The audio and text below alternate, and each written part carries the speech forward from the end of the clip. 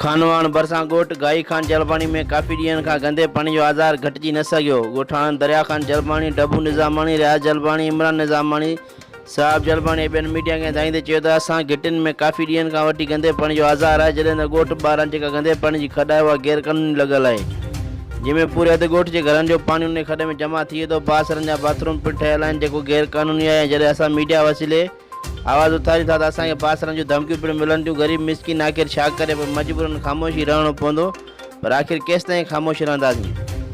हुननि वधीक चयो त ड्रेन सिस्टम न हुअण करे तमामु तकलीफ़ आहे। खॾ में पाणी जमा थियण सां गंदो पाणी घिटिन में रुख़ करे थो, जंहिं सबबु अचण वञण में तमामु मुश्किलातूं पेश अचनि थियूं ऐं गंदे पाणी पीअण सां केतिरियूं ई बीमारियूं पैदा थियनि थियूं।